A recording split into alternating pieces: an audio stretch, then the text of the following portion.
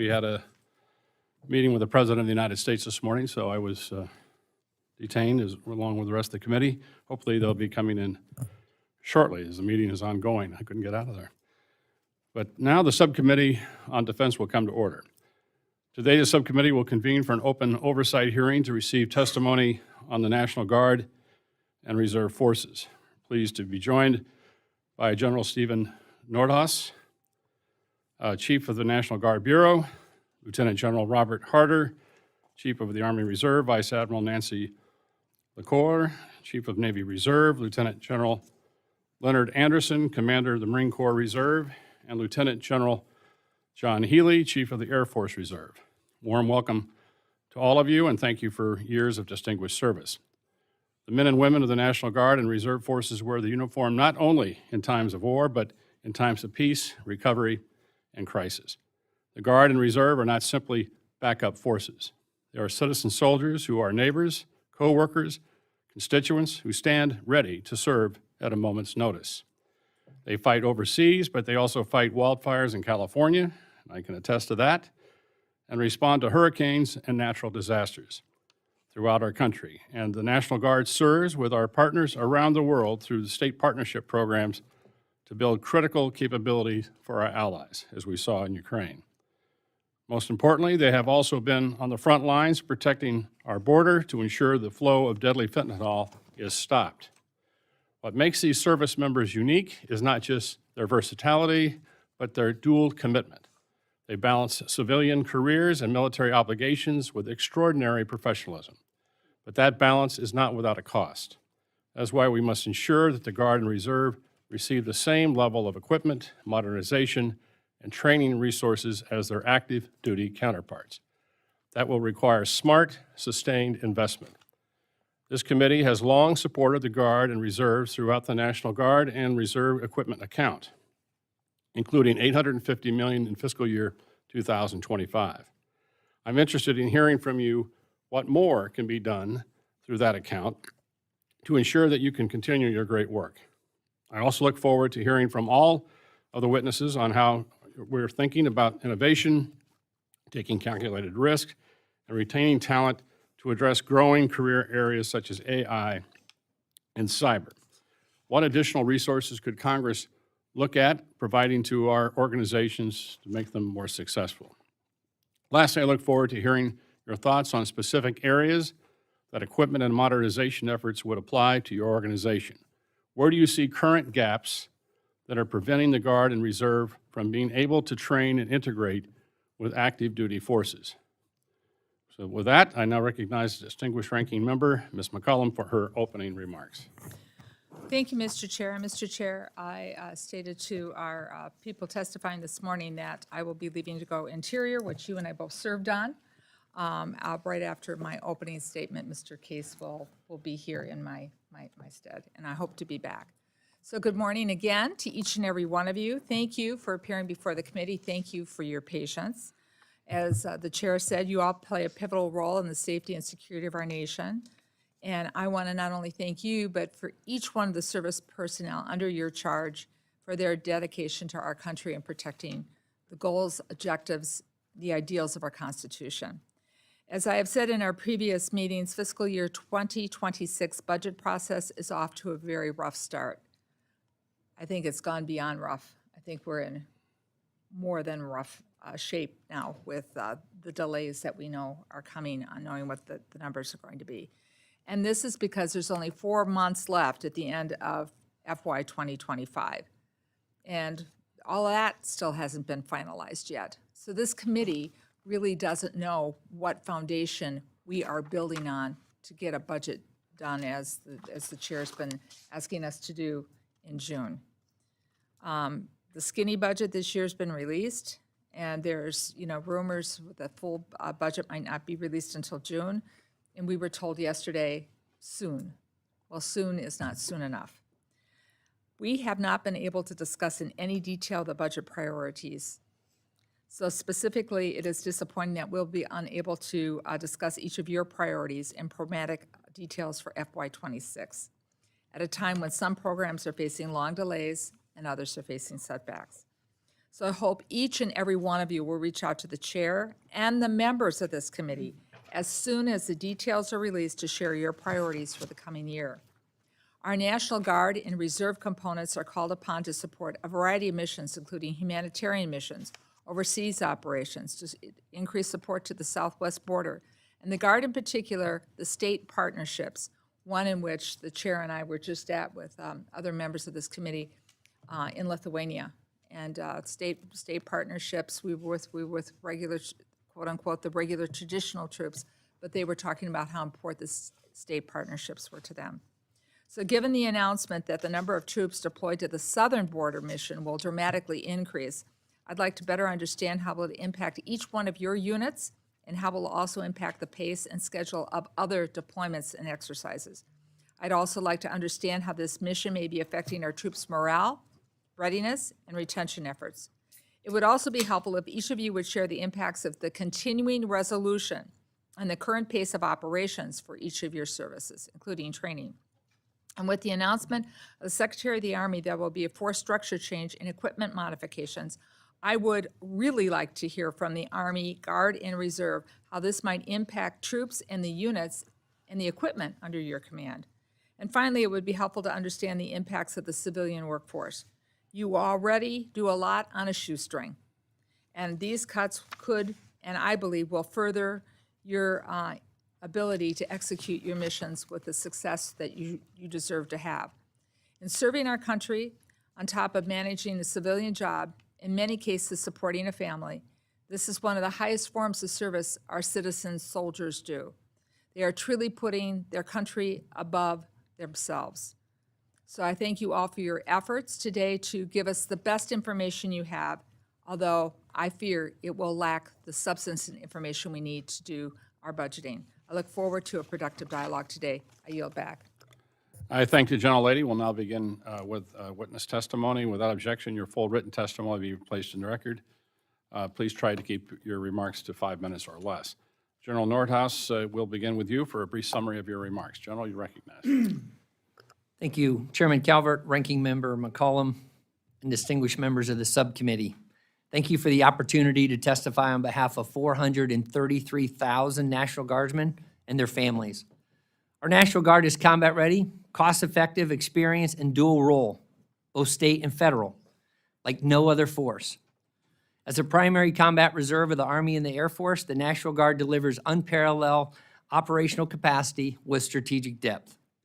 We represent 20% of the joint force at 4% of the budget, and since 1636, our unique force has served in every one of our nation's wars.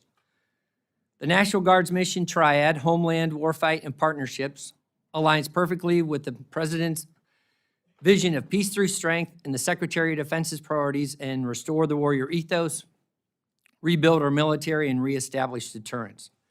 In today's complex and dangerous environment, your National Guard is 33,000 Guardsmen globally engaged, serving in every combatant command. We are building elite units and combat power to deter adversaries and, when called upon, win our nation's wars. We will prioritize our warfighters, champion duty status reform, full-time support, military technician modernization, and improving medical access to build readiness. In the homeland, we operate 15 of 16 aerospace alert sites defending our skies. We are postured to support the Golden Dome initiative, leveraging our expertise in air and missile defense and unique capabilities in strategic missile warning and ground-based interceptors. We currently have 6,000 Guardsmen securing our southern border.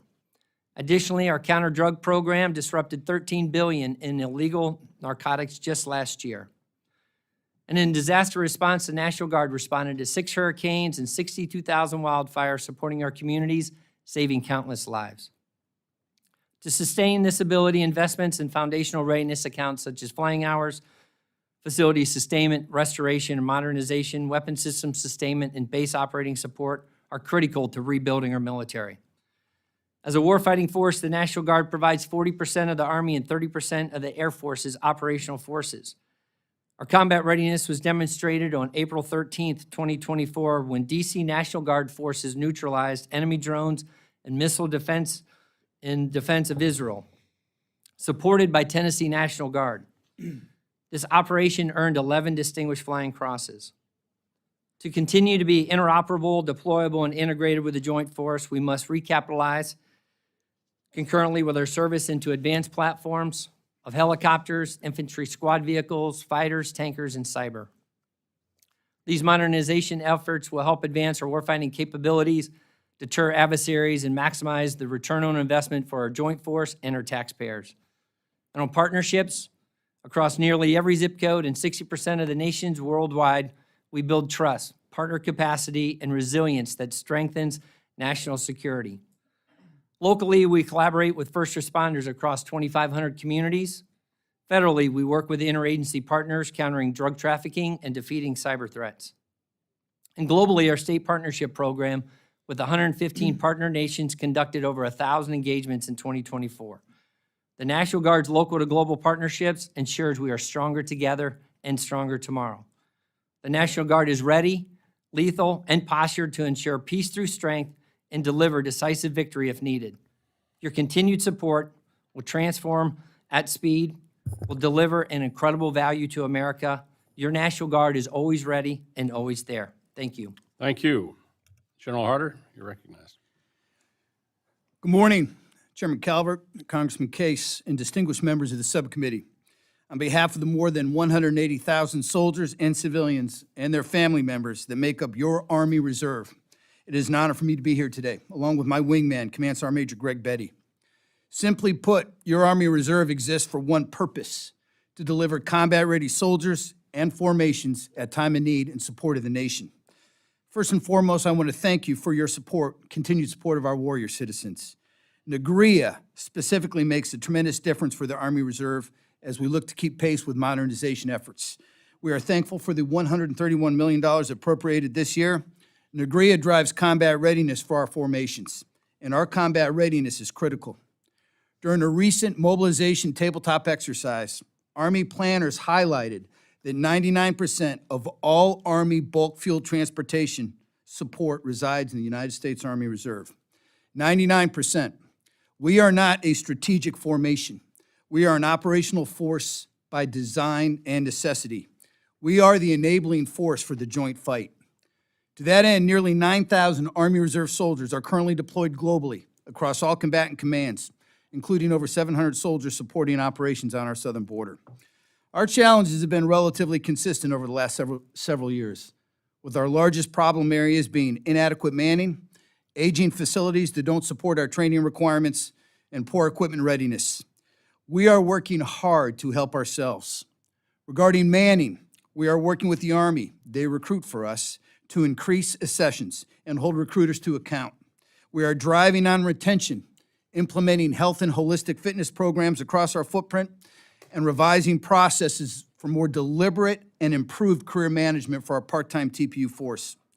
On the facility front, we are thankful for our military construction and sustainment dollars, but we simply are not resourced adequately to maintain or sustain our aging reserve centers.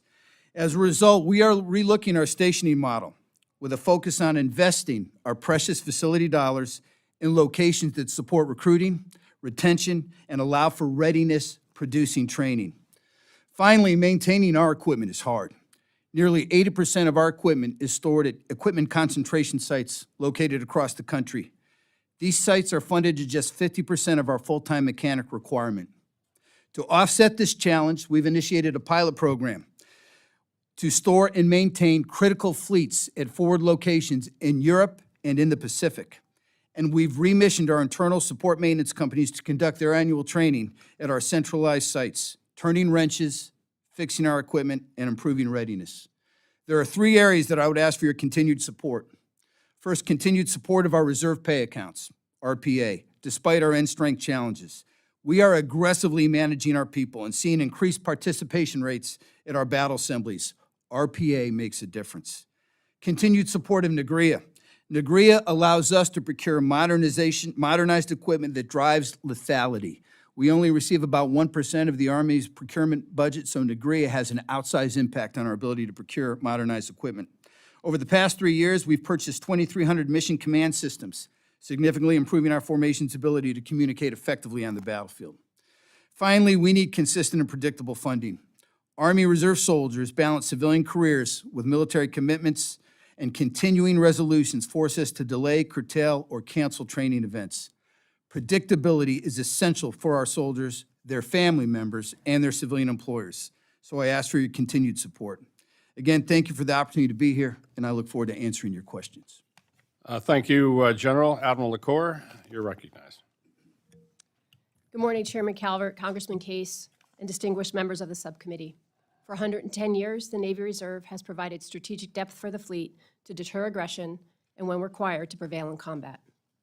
We are a globally deployable and operationally relevant force integrated into operations on the southern border and filling critical gaps at sea. Thank you for the opportunity to address you on this force of which I am extremely proud. And with me today is Force Master Chief Tracy Hunt, who, in keeping with his title, has been a forceful advocate for Navy Reserve sailors. He will retire in July after 36 years of exceptional service. Over the past few months, Reserve C-130 crews transported thousands of pounds of ordnance into the Red Sea fight, keeping our ships on station, intercepting Houthi missiles, conducting precision strikes, and safeguarding global commerce. When the fleet needs logistics, whether to deliver firepower or staying power, the Navy Reserve answers the call. Warfighting readiness is priority one for the Navy Reserve.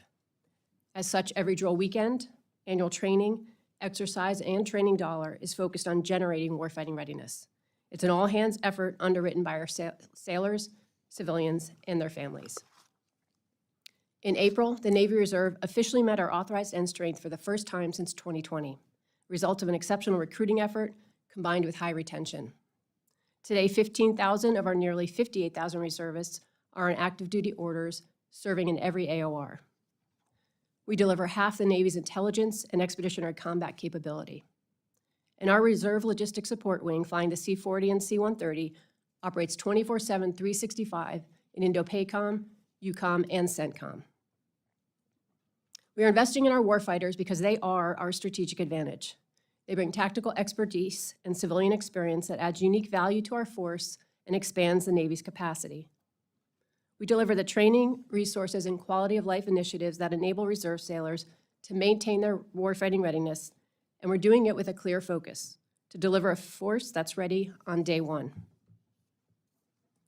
The Navy is designed to operate as a distributed maritime force which demands an agile supply chain. The Navy Reserve answers that demand. As I've shared with many of you individually, the C-130 Tango Hercules, operated exclusively by the Reserve, is the Navy's only long-range inter-theater airlift for oversized cargo. This capability is in high demand from fleet commanders, particularly in the Indo-Pacific, playing a critical role in the contested logistics necessary to sustain a maritime fight. Last year, Navy Reserve airlift transported more than 80,000 passengers and 20 million pounds of cargo, sustaining carrier strike groups in every theater, delivering salvage teams, resupplying critical munitions, and providing repair parts to keep F-35s flying in the Pacific and Aegis destroyers on station in the Red Sea. However, our C-130 fleet is aging and lacks the survivability necessary to operate in a contested environment. Recapitalizing with the KC-130 Juliet is critical to ensuring that we can effectively and safely carry out the critical inter-theater logistics missions for the fleet today, in 2027, and well beyond that. We are grateful for the strong bipartisan alignment on this priority. NGRIA is an essential appropriation for the Navy Reserve, and we are grateful for it, but we need more. Our requirements greatly exceed the Navy's percentage of NGRIA. We'd benefit from a more balanced apportionment of NGRIA because a Pacific fight will undoubtedly stress the maritime services. Chairman Calvert, Congressman Case, and members of the committee, thank you for your support of the Navy Reserve and the sailors, civilians, families, and employers who make our mission possible. We remain committed to delivering what the fleet requires precisely when the fleet needs it. I look forward to your questions. Thank you, Admiral. Next, General Anderson, you're recognized. Good morning, Chairman Calvert, Congressman Case, and distinguished members of the subcommittee. Thank you for the opportunity to testify on behalf of the Commandant of the Marine Corps about your Marine Corps Reserve. I'm honored to be here with my senior enlisted leader, Four Sergeant Major Edwin Moda, and my Command Master Chief, Michael Mussett, who will retire next month after 32 years of service. The Marine Corps Reserve is a critical element of the total force. It's essential to meeting current operational demands while enabling the deliberate modernization of the active component We serve as a scalable, ready force provider, reinforcing all three Marine Expeditionary Forces. We prioritize battalion-level deployments, but retain the flexibility to deploy smaller, mission-tailored elements to our most emerging requirements. It's been a busy year since my last testimony. Reserve Marines are increasingly assuming operational missions that give active units the time and space to retain and modernize appropriately. And this balance between crisis response and future force design is fundamental to our service strategy. Initiatives like the Littoral Craft Companies exemplify how we're integrating new platforms and capabilities into reserve formations while supporting experimentation and innovation. But time is not on our side. From a reservist perspective, the 2027 Davidson window is only 72 drills and 30 days of annual training away. That's all the time we have to build and maintain lethality required to meet the pacing threat. Every repetition counts. Every dollar matters. Our training must be deliberate, and our Reserve Marines, already balancing civilian careers and family commitments, must have access to modern platforms and realistic training to be lethal on day one. Continuing resolutions and budget uncertainty introduce challenges to these opportunities. We thank the subcommittee for its continued support, especially through the National Guard and Reserve Equipment account. For the Marine Corps Reserve, NGREA is not just a funding line, it's a warfighting requirement. These funds allow us to field and sustain the platforms, communication systems, and equipment that Marines need to train as they fight. NGREA enables reserve forces to integrate with active forces by equipping them with modern capabilities at pace. And with a 99% execution rate across recent fiscal years, the Marine Corps Reserve has proven its ability to execute with discipline and speed while maintaining our service's clean audit. The Commandant has made clear that fully leveraging the reserve component is one of our top priorities. Reserve Marines bring unmatched depth, resilience, and asymmetric advantage to the fight. With your continued support, they will remain not only a force in readiness, but a force in consequence. Thank you, and I look forward to your questions. Thank you, General. General Healy, you're recognized. Chairman Calvert, Congressman Case, distinguished members of the subcommittee, on behalf of the 67,000 members, men and women of the Air Force Reserve, it's an honor for me to be here today with my senior enlisted advisor, Chief Master Sergeant Israel Nunez. The Air Force Reserve embodies warrior ethos through operational capability, strategic depth, and surge capacity across every core mission, both overseas and here at home. With a 72-hour response time proven, we are always ready. Whether it's combat operations, hurricane hunting, or fighting wildfires from the air, we're supporting federal, state, and local agencies, ensuring the safety of our citizens here at home. From those citizens, we recruit and train from the best our nation has to offer, holding them accountable to uncompromising standards. If properly resourced, citizen airmen are the cost-efficient solution to the DAF, providing more Air Force. We operate our installations 28 days a month with just 25% of our force. Compared to our active duty counterparts, we deliver mission-ready airmen for only 30 cents on the dollar. We are efficient, we are accessible, we're experienced, and we are lethal. The Flying Hour program is at the foundation of our mission readiness and lethality. However, the $145 million O&N mark in the full year CR left us $26 million in the hole. Flying Hour required plan will likely exhaust program funding by early September, putting aircrew proficiency at risk. Our FY26 budget request outlines Flying Hour requirements to train agile, combat-ready aircrew.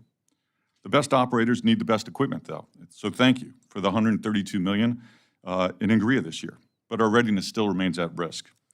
Disproportionate Air Force Reserve legacy aircraft divestment without programmed recapitalization fails to provide equipment parity.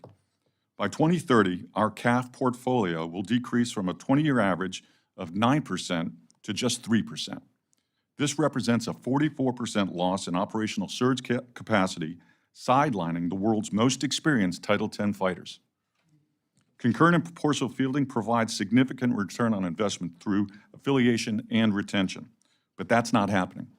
Modernizing platform drives the DoD's competitive advantage to deter Chinese aggression.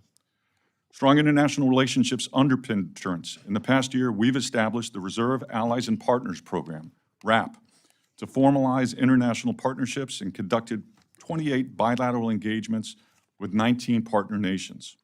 We're building partner capacity through key leader and mill-to-mill engagements, deliberately planned exercises, and force development. Our allies and partners' interest in the Air Force Reserve Integrated Base Defense and a professionalized NCO Corps helps build successful global partnerships and serves as a powerful deterrent. Thank you for the opportunity to appear before you today and for your continued support of the Air Force Reserve, our citizen airmen and their families, and I look forward to your questions. Thank you, General, and I'll start the questioning, and then we'll go down through the members. As we all know, the California Guard, as I mentioned in my opening testimony, responded admirably earlier this year to devastating and tragic wildfires, as the Guard does throughout the United States, their respective Guard units. Given the increasing frequency of domestic disasters, and we've seen a substantial number of them just this last weekend, and civil support missions, is the Guard adequately equipped and trained to meet the growing state-level demands without compromising federal readiness? So I'll start with you, General Nordhaus. Chairman, thank you for the question. And I was able to land out at California right prior to the first MAF taking off for the LA wildfires. And so the National Guard, as you know, is 430,000 strong, and across the board are 50 states, 3 territories in the District of Columbia. We get after the mission set, whether it's in the homeland or overseas. Currently, we have 34,000 engaged globally, which is less than 10%. So as we look at the force, we're capable of being able to meet the needs within the states and around the globe as needed. Certainly, we need help as we look at our foundational readiness accounts, flying hours, weapon systems, sustainment, facility sustainment, restoration, modernization, and base operating support. So as we continue to look to those things to be able to make sure they're right so that we can build readiness, that every dollar you put in the National Guard gets after readiness, not only in the homeland, but around the world.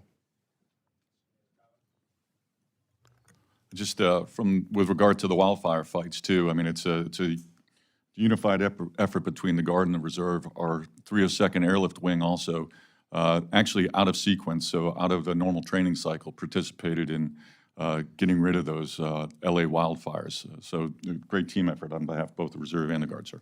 Great. Mr. Chairman, I would just offer that the Army Reserve, we partner with our Guard teammates. We have immediate response authority where we can help in local communities. I think what's critical on the equipping side is that a lot of our equipment is that enabling capability. We call it critical dual use, water purification, engineer equipment, so forth, logistics equipment. We used a lot of our engineers to respond to hurricane in North Carolina, effects of the storm. So continued funding of NAGRIA and procurement dollars assists us in that effort. Right. Over. Thank you. Other quick question. As you all know, and this has been a bipartisan effort on all of us, is on this counter-drug program. And we certainly appreciate the results that have been delivered so far.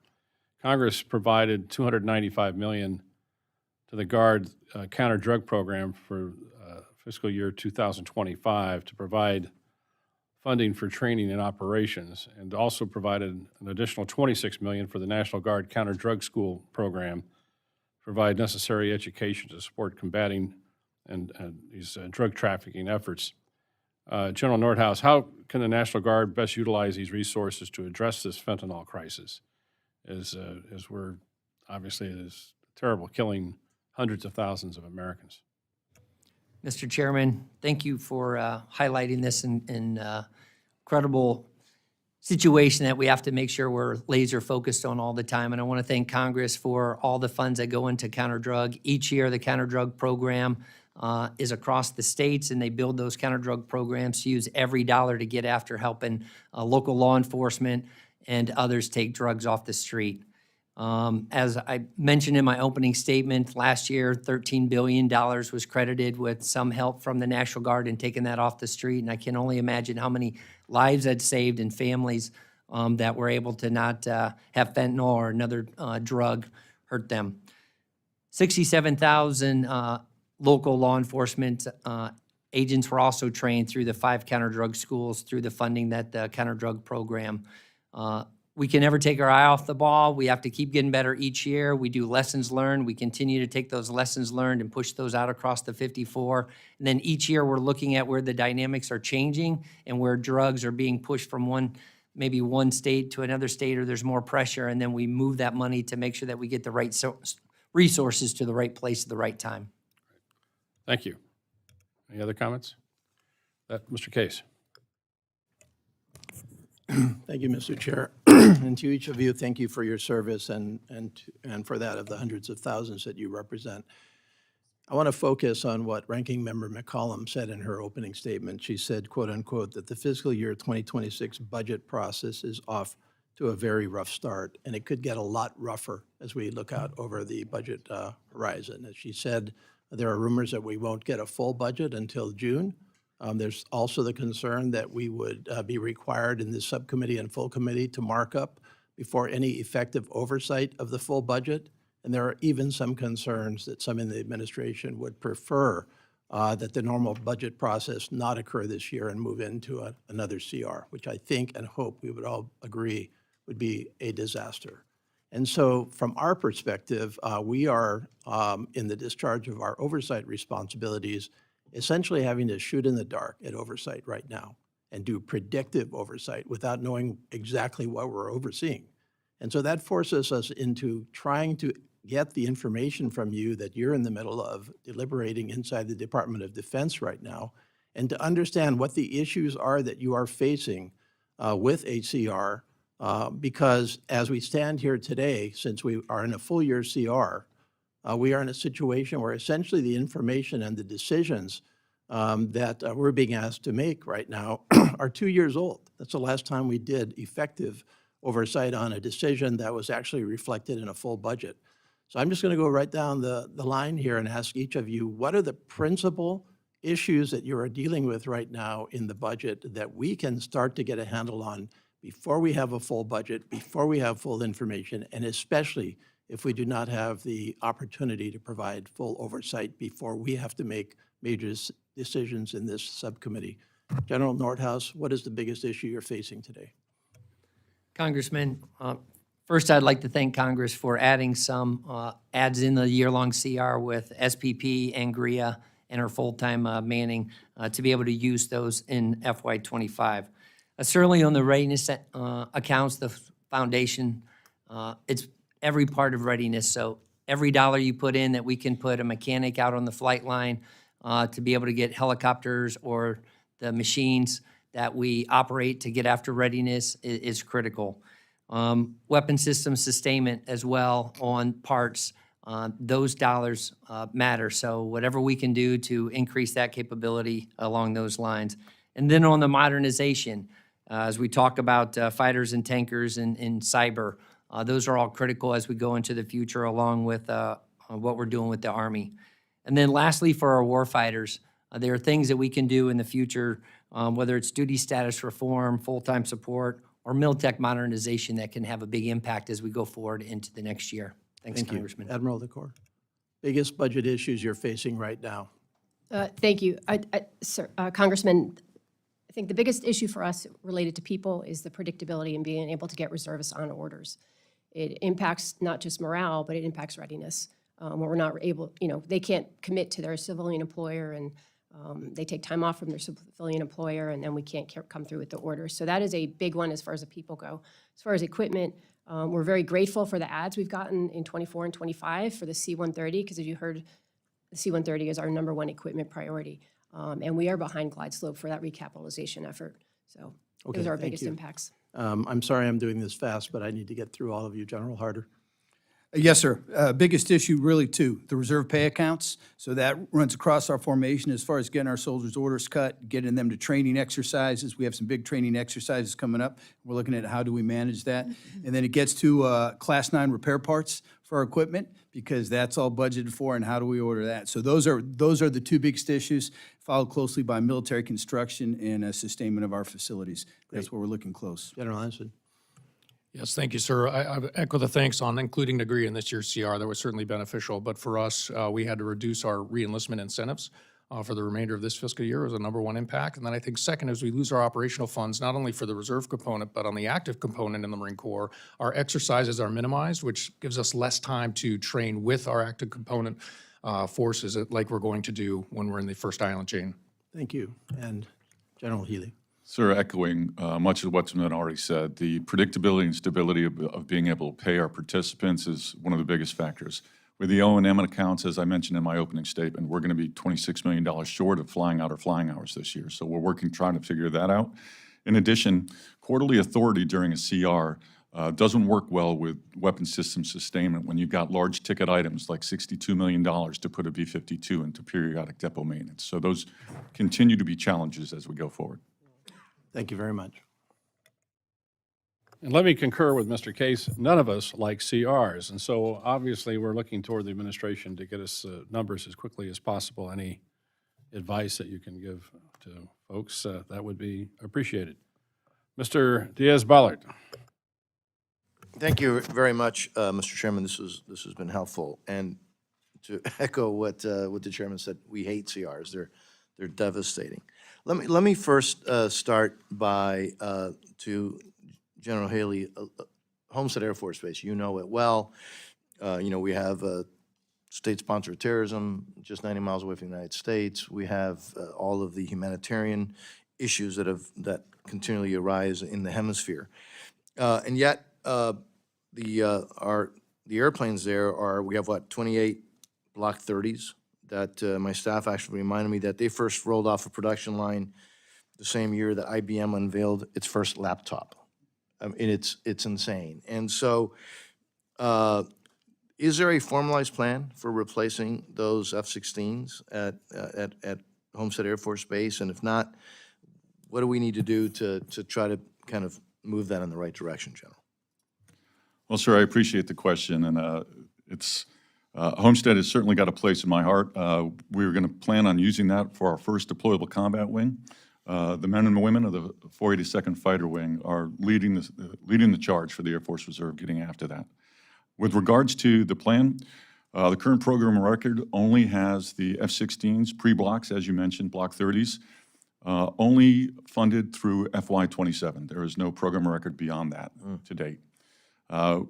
With regard to how we move forward and how we get beyond that, typically I'd recommend and advocate speaking to Congress, but I'm doing that right now. So we're looking towards, we're trying to put everything we can towards getting F-35 potentially as a recapped item, but as I mentioned in my opening comments as well, we are systematically being non-reinvested for divested aircraft. So anything that we can do in order to show the value associated with the Air Force Reserve.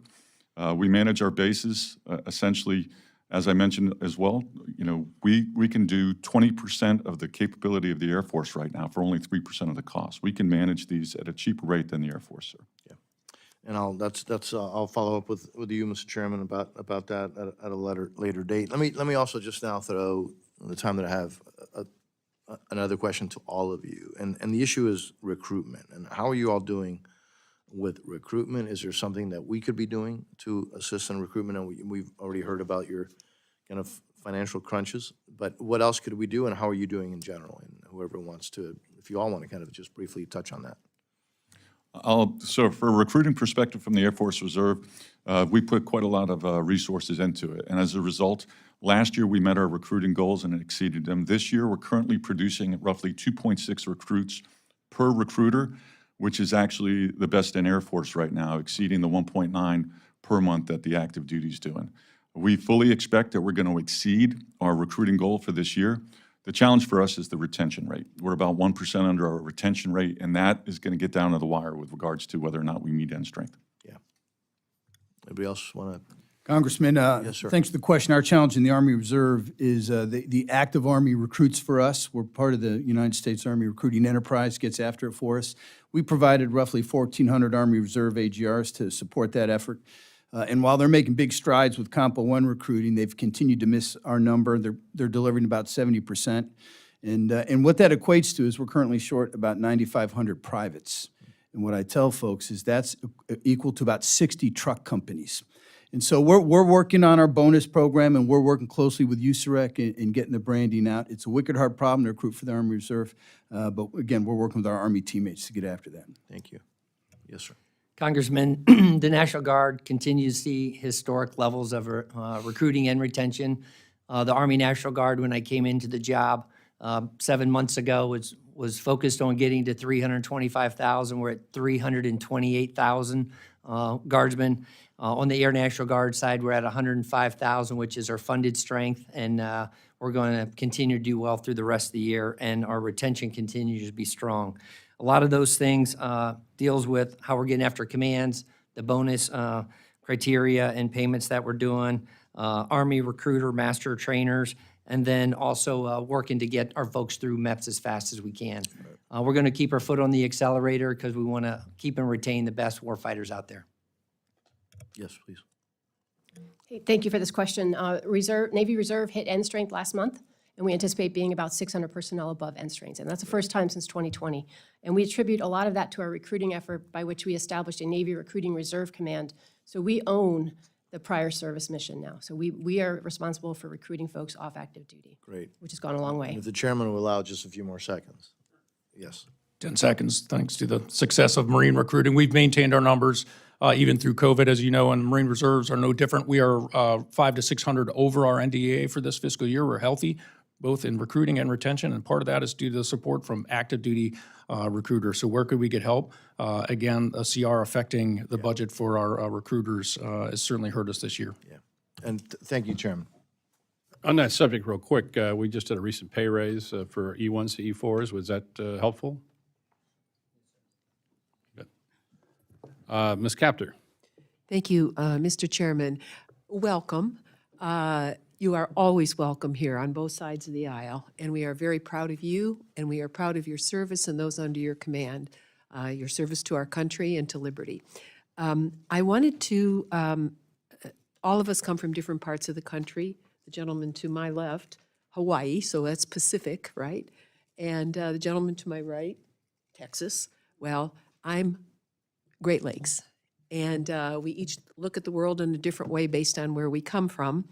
But I was struck by your testimonies, and I read them all last night, how many of you mentioned in one way or another the shortage and need for technicians and those that actually work and create the new technologies of the future.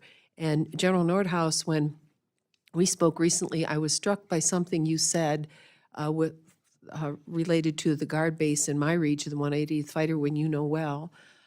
It's because of the maintainers. You said, if I'm quoting you correctly, that the unit scored as high as it did.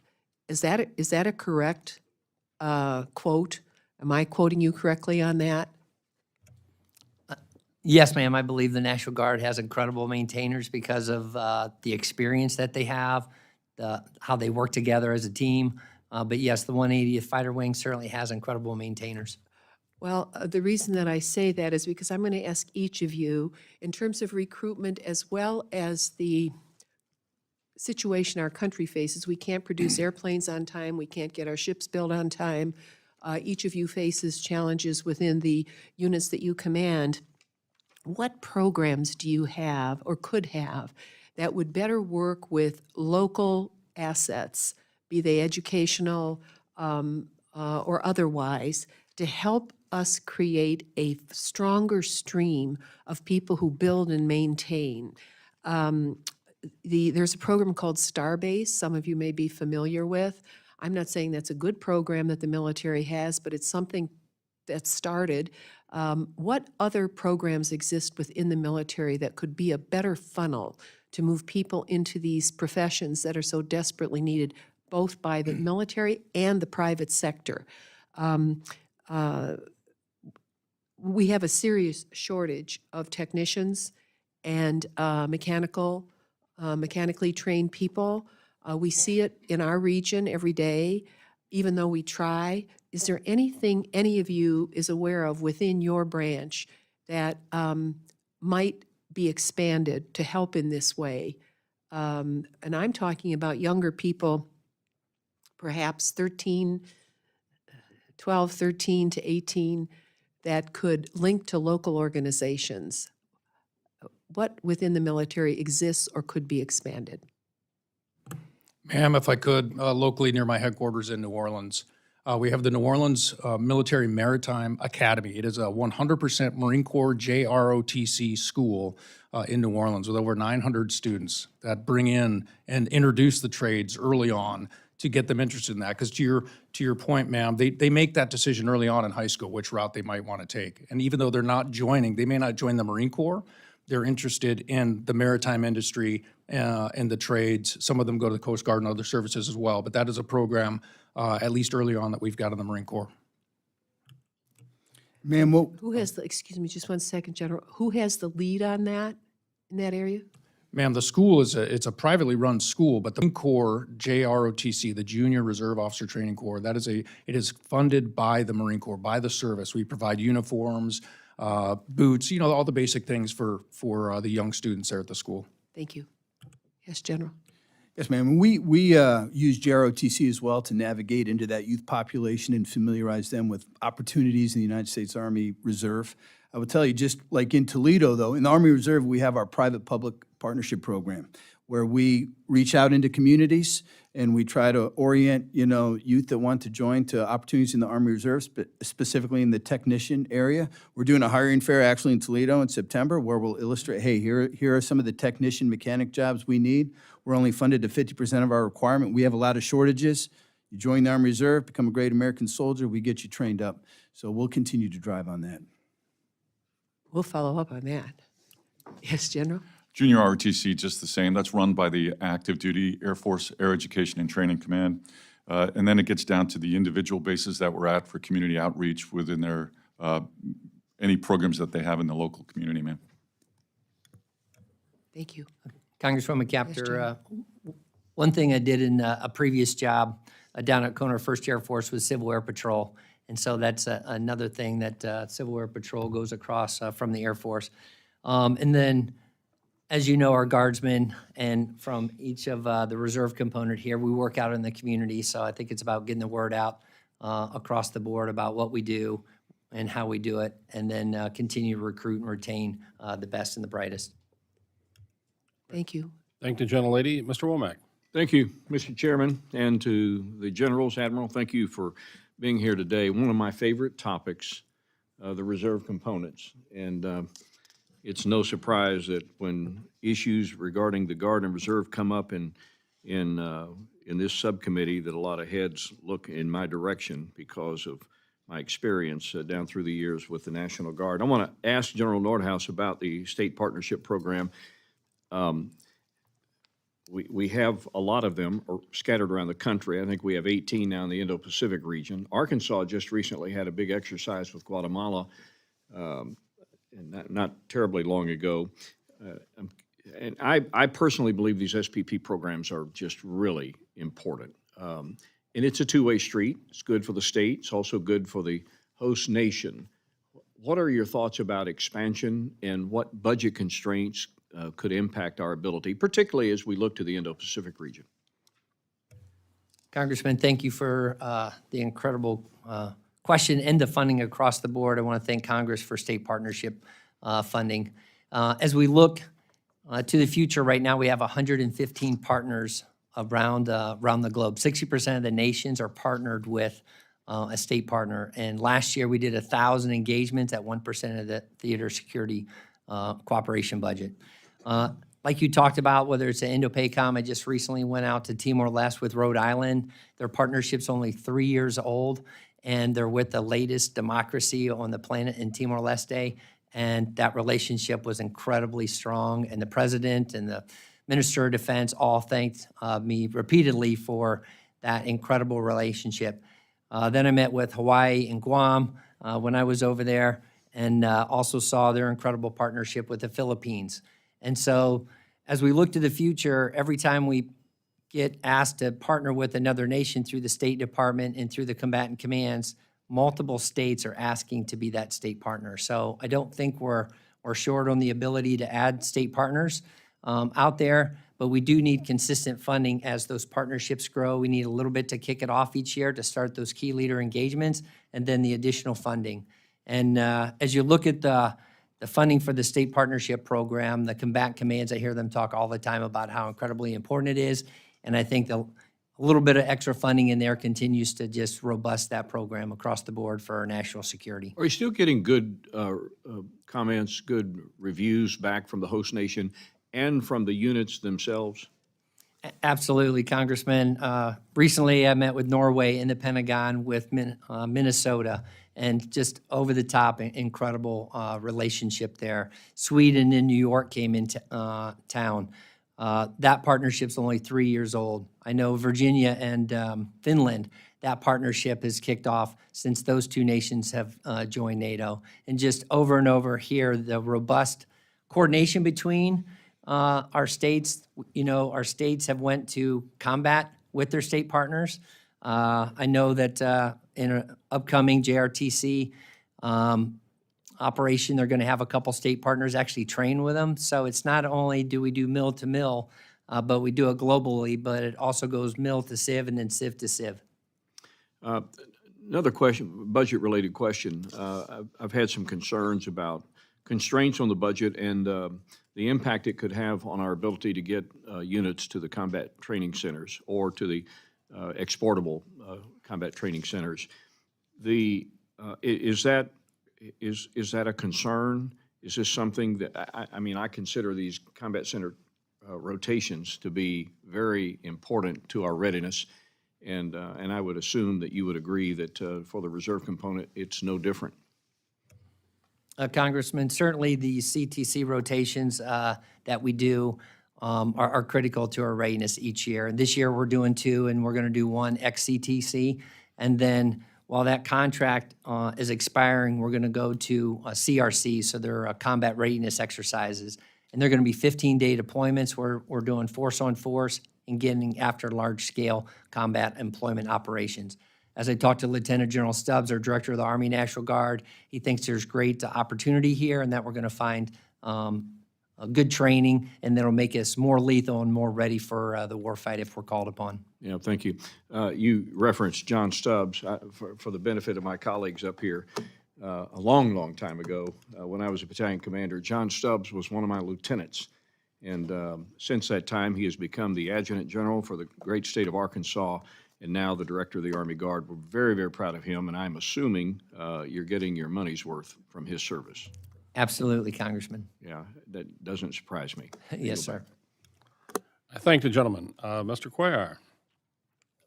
Thank you, Mr. Chairman, and I want to thank all of y'all for your service and the men and women that work along yourselves. 2 questions. One has to do with the role that you play at the border.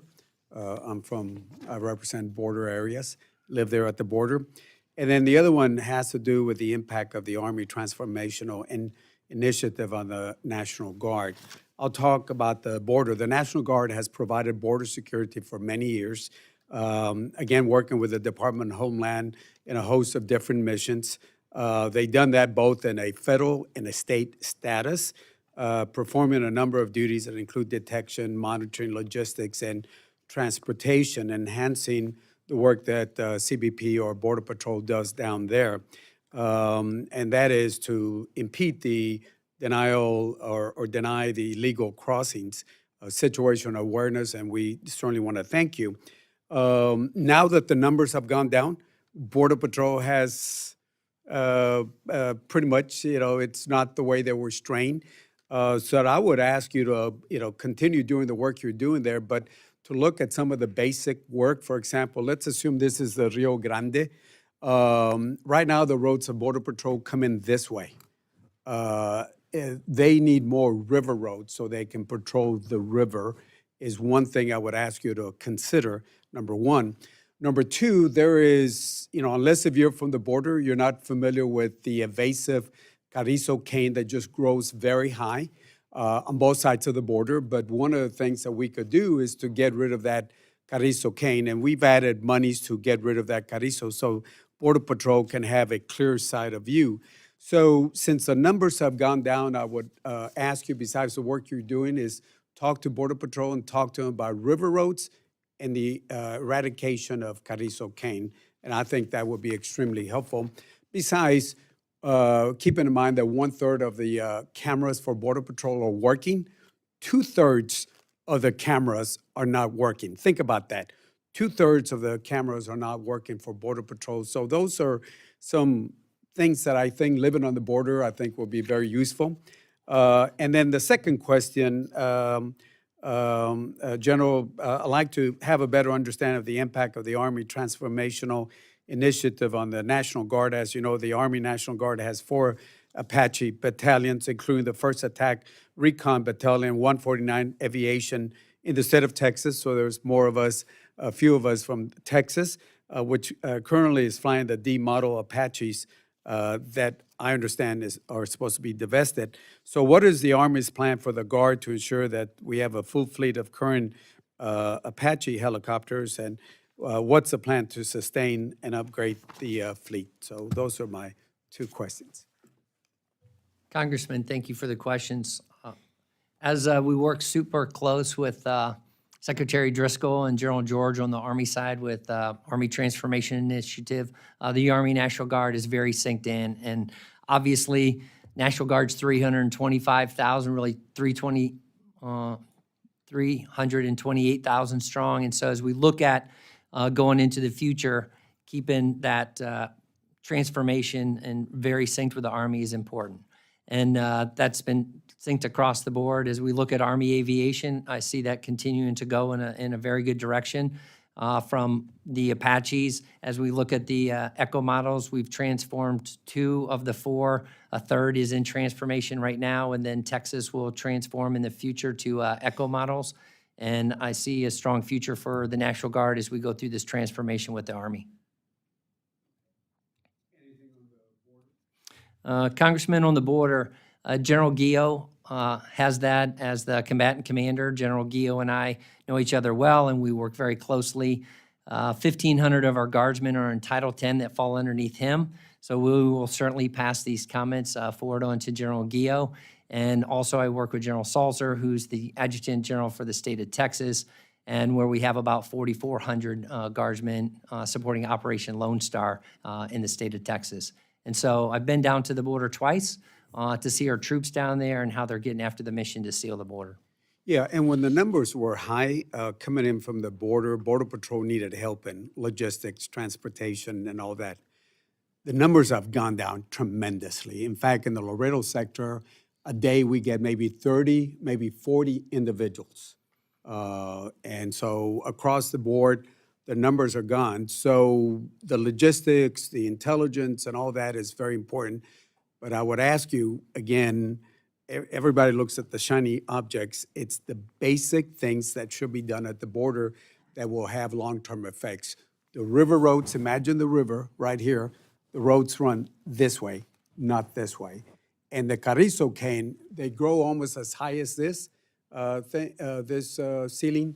And again, they're on both sides. I'm just talking about the U.S. side. Just clearing that up will provide a better view from cameras, eyesight, horse patrols by Border Patrol. So I would just ask all of y'all, whoever's involved in this, just to pass that on. And I've talked to the General on this, but I think it's important that we keep the basics in mind. With that, I want to thank all of y'all for the work that y'all do and thank the men and women that serve with y'all. Thank you. Thanks, Congressman. Thank the gentleman. Mr. Fleischman. Thank you, Mr. Chairman, and I'd like to thank each and every one of you all for your service and your dedication, your excellence, and for your time here today. I'd like to especially thank Lieutenant General Harter for taking time to come and visit us in our office with your great staff yesterday and meeting with my staff. Very helpful and insightful, sir. Thank you. I've got a couple of questions, so I'm going to try to condense this a bit. First question's on the tanker fleet. As you know, I'm from the great state of Tennessee. Tennessee's 134th Air Refueling Wing was rightfully honored for their role in Operation True Promise. I believe 11 Air Guardsmen were awarded the Distinguished Flying Cross for their service. Just truly, truly outstanding. The Navy's current tanker, the KC-130T, has a mission-capable rate of about 30% and apparently is, quite frankly, not a survivable aircraft in a contested environment. The KC-130T fleet is being recapitalized to the J model, apparently.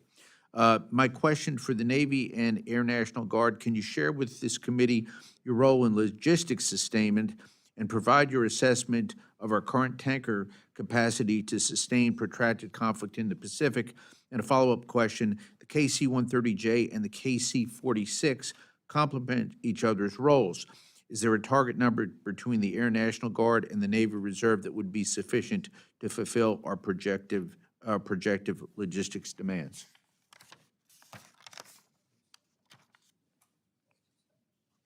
Oh, thank you, Congressman. I appreciate your interest in our airborne logistics. For the Navy, you're right, the KC-130 Tango mission capable rate is not great. It's not where it needs to be. And this is a reserve-only mission that we support the active duty for the intra-theater logistics. So it's critical that we recap to the Juliets for their couple reasons. One is they come with integrated survivability systems, which will allow us to operate in a contested environment. But two, we're also anticipating a mission capable rate of above 70% for those aircraft. So that'll be essential to what we do. The Pac Fleet Commander has already asked us for, to work on organic aerial refueling, and we are doing that with the Tangos, but it's a long haul. They're not all plumbed for that, whereas the Juliets will come with that plumbing already established. We anticipate with that at least 2 times the aerial refueling rate, and if we include ground refueling as well, we're looking at probably 8 times our refueling capability in theater, which will be a huge win for us in the Pacific. Thank you. Thank you. Congressman, as we look at the Air National Guard, and in a previous role, I worked out at NORAD, and as you looked at tankers to support not only the Homeland Defense mission, but then you have the nuclear mission that you need to support, and then you have the other COCOMs. Tankers are an incredibly vital capability and requirement for a nation to be able to do air superiority. The Air National Guard has 36% of the Air Force's air refueling capacity. And so most of that is in the KC-135, which does amazing work, but it's an aging fleet and will need to be able to modernize in the future. The KC-46, as you know, we have several units out there, and MOB 7 will be announced towards the 4th quarter of 2025. And we look forward to continuing to modernize in the fleet in coordination with the Air Force as we go forward. Thank you. Thank you both. Now a question about the Army Reserve's role in Pacific logistics. The Army's fleet of landing craft, logistics support vehicles, and utility vessels play a significant role in the military logistics ecosystem. General Harter, yesterday in my office, you emphasized that the Army Reserve delivers over half the Army's maneuver support capabilities and over 90% of certain key theater-level enablers like sustainment, medical, and engineering. My question, sir, is I'm deeply concerned about the age and size of the Army's watercraft fleet. Can you provide us with your frank assessment on the health of the Army logistics fleet and ability to sustain a war in the Pacific? And what would you prioritize, sir, to improve your capabilities? Thank you. Thank you, Congressman, for the question. So we have divested our watercraft fleet, although that might be coming back. So we're posturing for that, how we support active Army, sir. But with regards to the question, what we discussed yesterday, I said 99% of bulk petroleum transportation supports in the Army Reserve, and in that tabletop exercise that we ran, it was focused on the Pacific Theater. So what we're looking to do, again, NAGRIA plays a huge role in how we modernize our fleet and get after the new tankers that the Army is providing. And then we are also looking at how we posture equipment forward. We've already tested it in the European theater, where we put some of our own equipment forward that'll be needed early in the fight, and we're now starting to posture for Indo-PACOM and in the Pacific Theater, because we will not have time to get that equipment there in large-scale combat operations. So I thank you for that question. Thank you, sir, and I yield back. I thank the gentleman, Mr. Cuellar, on that issue on the Carrizo cane. We call it a rundo in California. As you recognize, it's an invasive species, and it was brought in by the Spanish to use for thatch material back in the day. So something we should. Pete and I were saying maybe it was chorizo cane, but that's Mexican food. I support any chorizo cane. There you go. Mr. Aguilar. Let's hope there's no tariffs on that chorizo. We should put a tariff on it. It's invasive. Thank you, Mr. Chairman. Thank you all for the testimony today. General Nordhaus, I know Chairman Calvert thanked you for the support that the Guard has offered Los Angeles during the wildfires, and we appreciate that to all of you. General Nordhaus, as you're aware, the Air Force is in the process of decommissioning F-15Cs. The California Air Guard is scheduled to receive F-15EXs to replace their aging F-15Cs.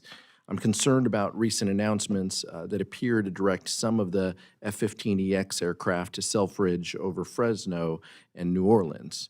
My first question is, can we expect to see delays in the delivery of the F-15EXs to Fresno, and how are you working with the department to ensure that the Cal Guard doesn't have a gap in the F-15 mission?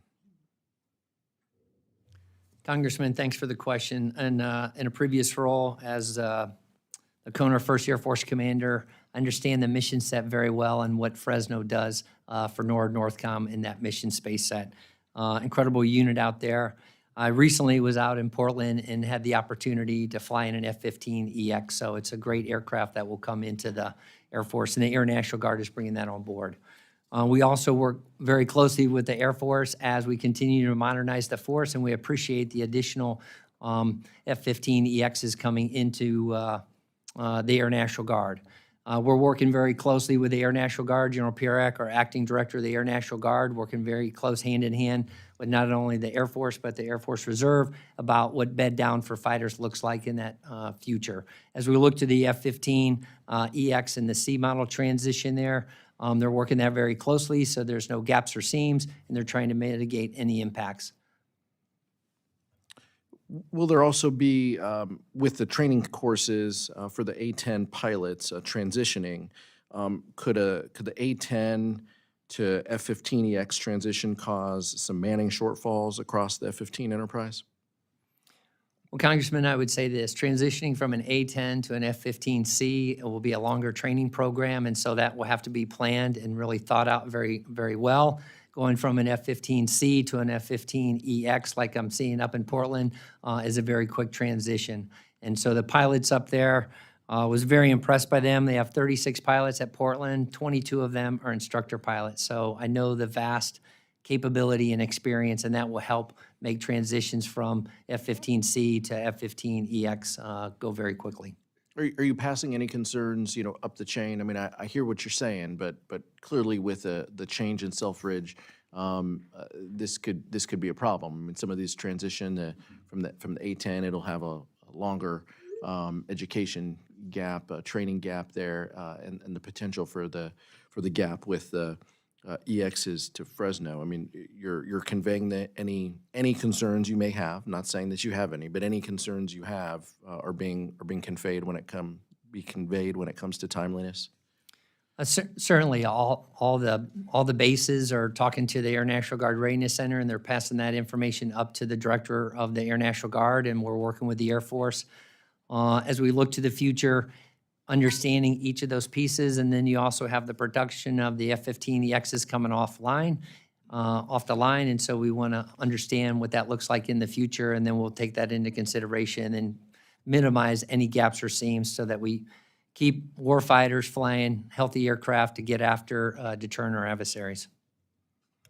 General, I don't mean to pick on you here. The administration has expressed interest in establishing a Space National Guard. Can you share how the Bureau is interacting with the DoD and the administration in establishing a Space National Guard? Congressman, yeah, thank you for the question. Once again, in a previous role, I was the AF Space Commander for Spacecom, so I understand the space mission pretty well. I know our Air National Guardsmen have been doing this mission set for 30 years. NDAA 25 has that transfer of 578 into the Space Force. We're working very closely with the Space Force and with the Air Force on that transition. Thank you. Yield back, Mr. Chairman. Thank you, gentlemen. I also share Mr. Aguilar's concern about the F-15s. We haven't had a really good briefing on that and the Fresno situation. Some of us believe that rotation was changed. So we want to take a look at that. And also, how does that affect the air cap at March Air Force Base? Because those aircraft presently are coming out of Fresno, and how are we going to deal with that if there's a delay? Chairman, thanks for the question. Working with General Gio, the Air Force, and with the Air National Guard, those are pieces and things that we're going to have to work out and make sure that we have the right aircraft in the right location to be able to do the mission set for Homeland Defense and Homeland Security.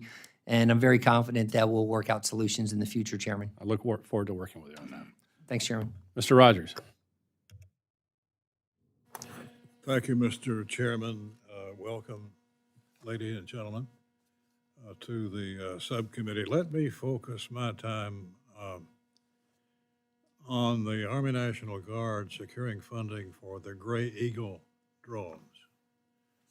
Since 2023, Congress has included funds to procure these platforms, and yet here we are, still awaiting a decision from the National Guard Bureau on where they'll be stationed. There is a significant amount of infrastructure work that needs to be done to house the Gray Eagles, and we are at the point where we can't wait anymore. When can we expect a basing decision? When do we expect that'll be made, that decision? And what capability gaps might there be due to these delays? Sir. Congressman, thanks for the question. As far as the basing decision for the 12 Gray Eagles that were in the NDAA 23, those have been pushed out, and the announcement was made to Arizona. As far as the NDAA 25, those will go through a basing decision and through the Army force structure like we do with any basing decision. And so we're very deliberate, follow a strategic process both on the Air Force side and the Army side to make sure that we take everything into consideration and then make funding decisions as we go into the future. Earlier this month, the Army Transformation Initiative was announced, which included a mention of canceling Gray Eagle procurement for the active component.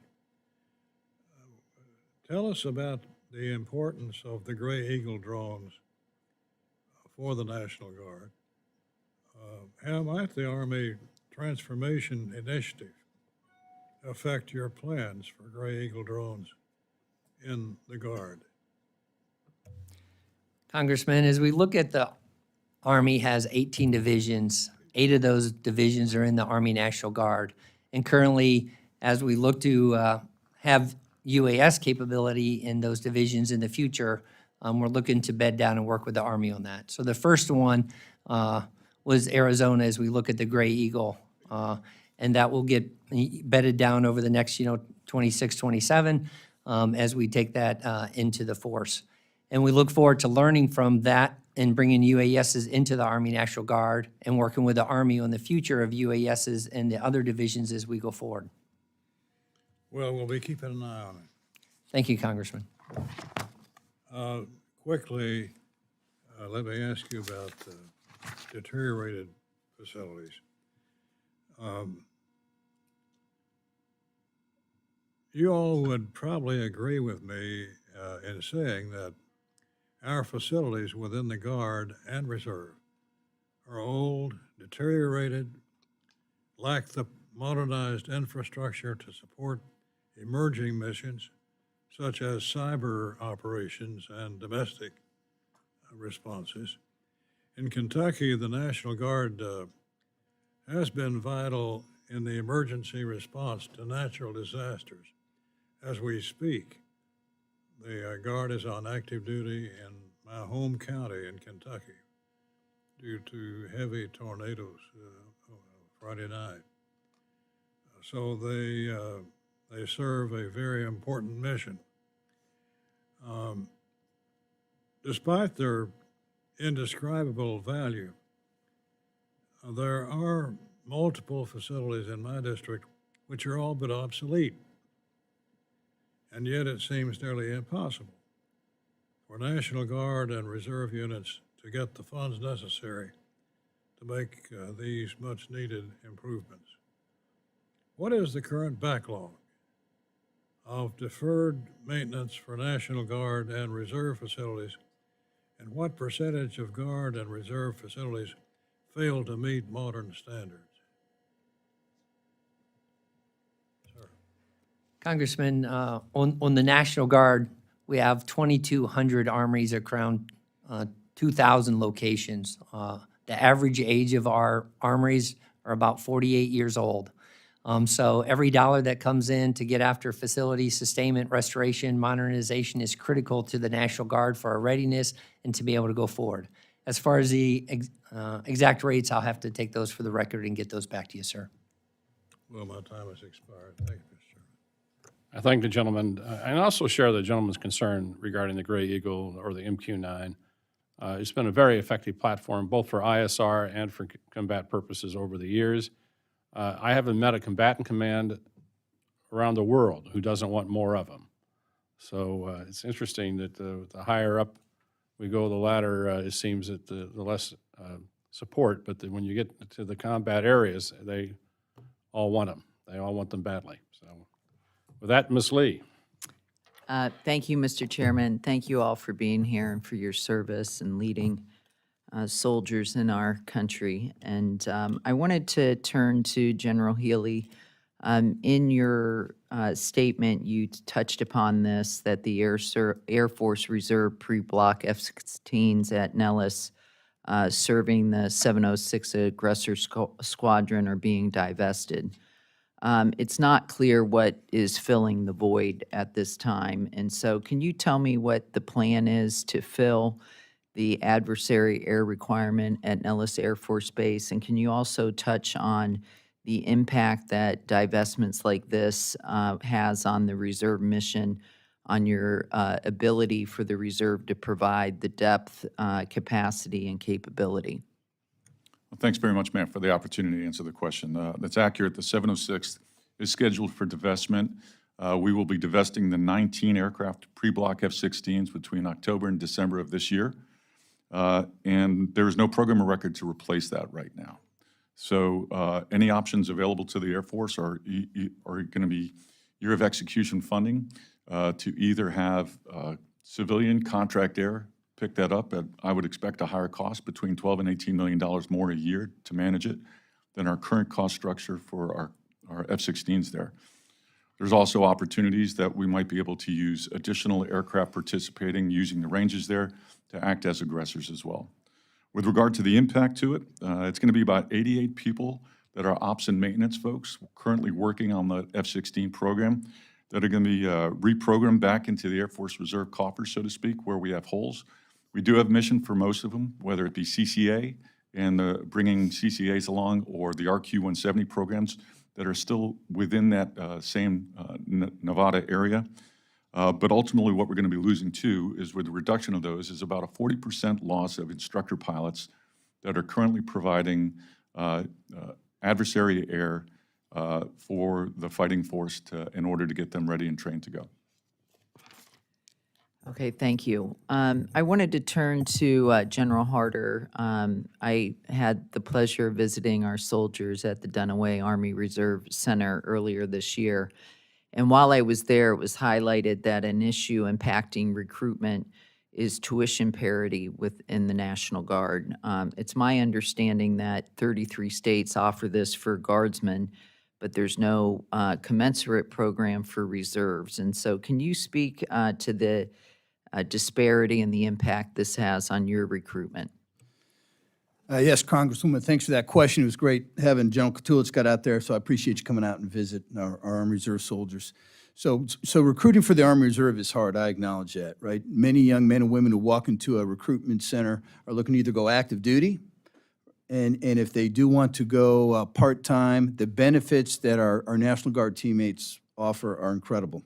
And so we are working with local state houses and governors to try to create more parity in those benefits. I mean, an example would be, and I can't remember what state, could be Virginia or Pennsylvania or both, But if you walk in and join the National Guard, your college tuition is paid for, your spouse's college tuition is paid for, if it's a state school, and all of your children. And so, by the same token, an Army Reserve soldier that might want to join the Army Reserve and is a constituent of that state, those benefits aren't afforded. And I understand that, right? And we're not Title 32, but we continue to work. At the end of the day, the Army Reserve, the impacts of the shortage of manpower, I talked about it, 60 truck companies. So we continue to work with our Compo 1 teammates. They recruit for us and then continue to work and partner with the National Guard. I would offer it's not a zero-sum game. We don't have combat arms formations, and so we are not in direct competition with our Guard teammates, and so we continue to work that across the footprint. Great, thank you. I'll address this to the panel. Maybe General Nordhaus, you'd like to speak to this. Something that you all touched upon is the UNGRIA appropriation being critical for readiness, from firefighting to rescue to procurement of critical equipment, upgrading weapon systems. However, we know that the purchasing power of this account has fallen 83% since 2015. I think you touched upon we're sort of at even keel right now, but we still are at a disadvantage there. Can you touch on how critical this funding is and what level would allow you to achieve your goals? Congresswoman, thanks for highlighting UNGRIA. I have been in combat in an F-16 with an UNGRIA bot, sniper pod or lantern pod or lightning pod, an engine that is in the back of the F-16. And so without those UNGRIA, I wouldn't have been able to accomplish the mission set that I needed to help save lives on the ground. Okay. And so when you look at whether the UNGRIA is purchasing things on C-130s or on fighters or other things in the Army National Guard to be able to give them the capabilities that we need to be able to communicate back and forth. It helps make sure that we're interoperable and deployable and can be part of the joint team consistently across the board. So that UNGRIA funding is critical for the National Guard and for the reserve component. Yes, ma'am. If I could add on too. So we have a $1.5 billion backlog on modernization efforts for our aircraft. We've got their legacy airplanes, 38 years old. 88% of our fleet is over 38 years old. So we typically are getting between $150 and $155 million a year in UNGRIA, greatly appreciated. $132 million this year. We can easily execute up to $175, $176 million in order to get after that backlog of modernization. Great, thank you for that. I'm over my. Thank the gentlelady. Mr. Elzey. Thank you, Mr. Chairman. Thank you all for being here. I was going to start serious, but then I looked at the panel and I decided that, according to my written notes here, beat Army and beat Air Force are not just a slogan, it's a reality this year. So I'm sorry I had to say that. In good fun. Thank you all for being here. As I look at this distinguished panel, and I mean that with all seriousness, I see combat leaders and corporate knowledge, the likes of which can't be replicated anywhere else. And as we start any fight or respond to any attack, after a sustained amount of time, it's the corporate knowledge and the aircraft and the men and women that are represented by you that are the ones who sustain that fight. And so I think that you have an incredibly difficult job, especially when we talk about recapitalization. And it's never met, but when you come to the fight, you bring the second-rate stuff, but the first-rate fighting men and women. So thank you for being here. General Anderson, Lonnie, as I've known you for many, many years, in the short time that I have here, give me about 30 seconds of, if you could ask me to ask you a question, what would it be? And answer it real quick. What are your Marine Corps reserves doing today? And Congressman, 12% of the Marines deployed forward are reservists today, and that number is going to triple through 2027. So as we continue to prepare for the fight, that's what the Marine Corps Reserve is focused on. And we are part of the total force. Like the chairman mentioned earlier, we are not an afterthought. We are part of the solution. It is not something that we do later. We are forecasted in our deployments out through 2031, so our members can plan, prepare, and be ready for that deployment. That's a perfect answer. Thank you for asking. Yeah, and And those folks are dual-headed. They're doing civilian jobs back at home with families, and then they put on the uniform, as all of you have, and go to the fight. And that's to be commended, and we've relied on that in every fight since Desert Storm and even before. As we talk about the Indo-PACOM, which is usually the first word that comes out as we're talking about China, we talk about contested logistics. The Marine Corps is going to play a very large role in that, but so is contested logistics. Not only means cargo, but it also means tanking. And Admiral Lacore, no slouch yourself in the cockpit. I think that you and I shared the round domes in San Diego at the same time when I was at HS4. We've tried to get you all some recap on your KC-130Js. Talk a little bit about the capabilities of the J versus what you have, you're trying to recap on, and how many you need in fiscal year 26 to accomplish that mission of contested logistics. Thank you, Congressman. Happy to talk about that. As you know, the C-130 is only operating in the reserve, and it provides the Navy's only inter-theater airlift capable of moving oversized cargo. And we're not part-time. We're doing this 24/7, 365 in all the major theaters. We have 27 aircraft right now, the Tangos, with a average age of 34 years and a mission-capable rate of 40%. Recapping to the Juliets will get us, first and foremost, survivability systems, which will allow us to operate in that contested environment, but we're also anticipate a 75% mission-capable rate, which will go a long way. We started this recap journey in 2024, and we're behind glide slope, honestly. The plan was to be at 32 aircraft by 2030. We got 1 in 24, 2 in 25, and we're super grateful for them. But right now, for the out years, and we need to be looking at six per year in order to get us where we need to go. And what are we going to get out of this? A lot. We anticipate doubling our sortie rate, getting 3 times the service radius in combat. And if you're looking at aerial refueling and ground refueling in an austere airfield, we're looking at 8 times what we have currently available to us. Okay, well, I know that the KC-130J, for those who don't know, the J will only refuel Marine Corps and Navy aircraft. It won't, at least in this configuration, will not refuel our Air Force brothers and sisters. So as we talk about the Indo-PACOM, which is, it's an all-services fight, but we talk about the naval services a lot. So you said, what was the percentage of availability of the T? About 40%. About 40%. So we're just a couple of years. If we fund you for what you need over the next 2 to 3 years, you're actually going to surpass your capability with far fewer aircraft because of the higher availability rate, right? So we need to be emphasizing getting you what you need in the next couple of years. Would you agree with that? 100%. Okay. Absolutely agree. All right. Thank you, Congressman. 5 minutes goes fast, Mr. Chairman. Thank you for your time. I yield back. Ms. McCollum. Thank you, Mr. Chair. The New York Times reported last week that the Department of Homeland Security would be requesting the DoD to provide 20,000 National Guard forces to assist in the removal of immigrants from the United States. This was based on an order from the President to increase deportation of forces. The article also stated that state governors would ask for volunteers for this duty. General Nordhaus and Guardsmen will be called up for this mission on the southern border. Are they being called up as law enforcement personnel to assist in the removal of immigrants outside the United States, or both? If they are to be called up for the removal of immigrants, can you share with the committee the following? Where will the Guardsmen be called up? What activities will they be executing? And will law enforcement be among them?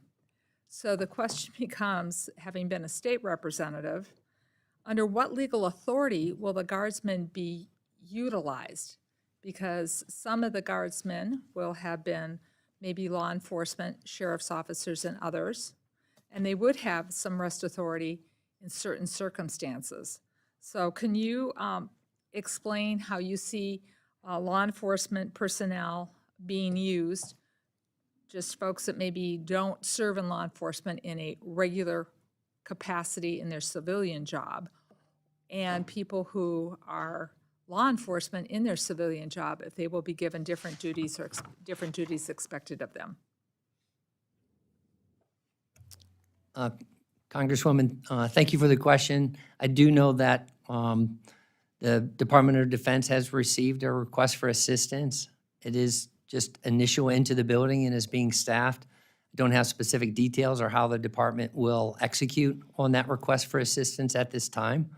I do know that the National Guard has supported law enforcement, whether it was in presidential election inauguration 60 or in 59, and multiple times across the states that the National Guard gets trained and ready. We operate under the authorities of either the state and the governor, or operate under authorities from Congress. And so we take those things very seriously, and we make sure that we're following the Constitution, we're following the law, and any policy and guidance.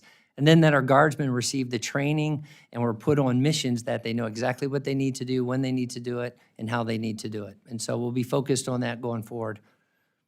Okay, well, I think there's a lot of legal questions that our guards, men and women, need to know before they're assigned to duties, and I expect due diligence to be done, because there's also talk about using more federal lands, using land and the federal government declaring it part of a national emergency, and then putting military personnel on there. Does that make it a military base? I think there's a lot of areas which we don't understand as of yet. At least I don't, and I feel I have an oversight responsibility to understand what the roles are going to be, because I don't want to put any person, military or whether they're guards or non-guards, in a position where they're given an order where things haven't been really thought out very clearly, because it's going to be their name in the paper.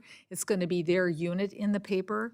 And I just want to make sure that we do our due diligence, and when we give them a mission to fulfill, that we have thought of all the legal responsibilities and obligations they have. The other question that I'm concerned about is, as these activities increase, how does that affect their training and their qualifications for a near-peer fight? How do you work with the department, with the president, to find that sweet spot?